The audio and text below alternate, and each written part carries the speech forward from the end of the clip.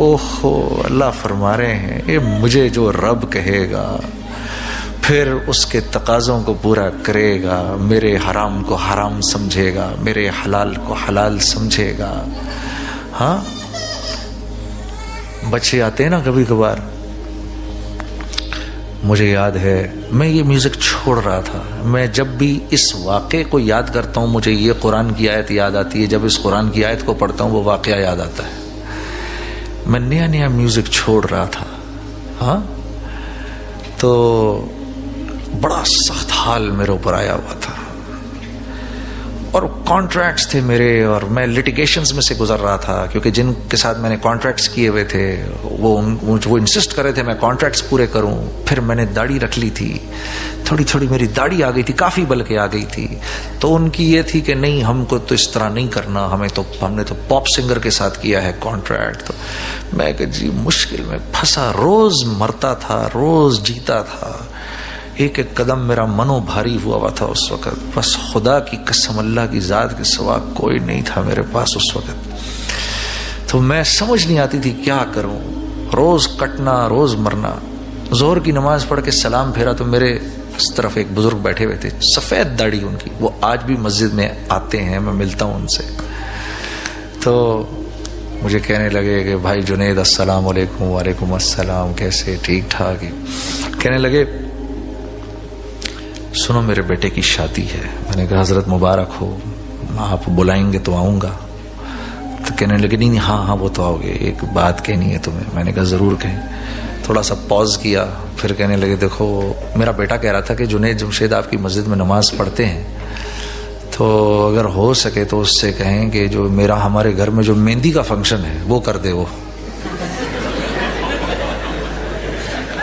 ہوئے ہوئے ہوئے ہوئے بڑی زور کی لگی مجھے یار، بڑی زور کی لگی. ایسا لگا کہ جیسے یہاں سے دیا انہوں نے چھرا میرے اندر اور ادھر سے نکال دیا. ارے کم از کم چل تو نہ بول، اتنی بڑی تیری چٹی داڑھی، میں روز تیرے ساتھ نماز پڑھتا ہوں.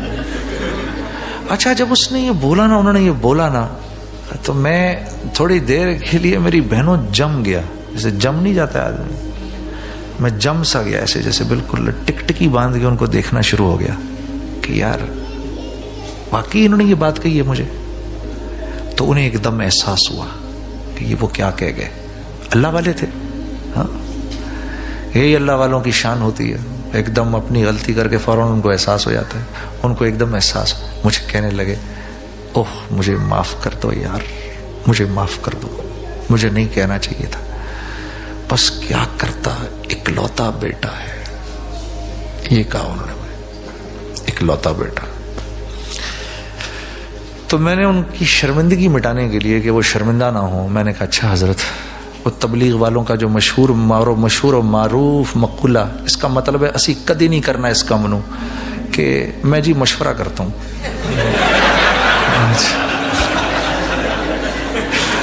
بھول جاؤ کوئی آپ کو تبلیغ والا یہ کہنا جی اچھا میں آپ کو مشورہ کر کے بتاتا ہوں، بھول جاؤ اس نے کبھی نہیں کرنا اس کام کو.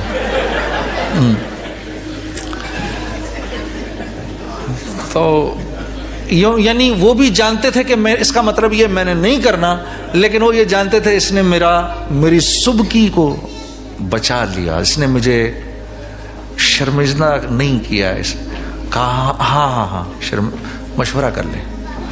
اور میں گیا حافظ عبدالرشید صورتی صاحب کے پاس. میں نے جا کر کہا حافظ صاحب یہ ہوا میرے ساتھ. تو ایسے ان کی گردن ایسے نیچے چلی گئی. میں اس زمانے میں ان سے جڑا کر، آج بھی ہمارے کراچی کے امیر ہیں تبلیغ کے، اس زمانے میں تو بہت میرا خیال رکھتے تھے، ہر بات ان کے سامنے جا کر رکھنی. تو ایسے نظریں نیچے، ایسے سر نیچے چلا گیا. یوں جو سر اٹھایا تو موٹے موٹے آنسو آنکھوں سے ٹپ ٹپ ٹپ. پھر ایک دم جلال میں آ گئے. میرا دل کرتا ہے کبھی کسی ایسے باپ سے بھی تو ملوں جو بیٹے کو یہ کہے کہ بیٹا میں جانتا ہوں یہ تیری خواہش ہے، لیکن میں کیا کروں کہ اللہ اور اس کے رسول کا حکم نہیں ہے. کہتے ہیں میں کب ملوں گا کسی ایسے باپ سے. تو یہ ہے ان الذین قالوا ربنا اللہ ثم استقاموا جم بھی گیا، بیٹا میں نہیں کر سکتا، اللہ کی طرف سے اجازت نہیں ہے، میں نہیں کر سکتا بس.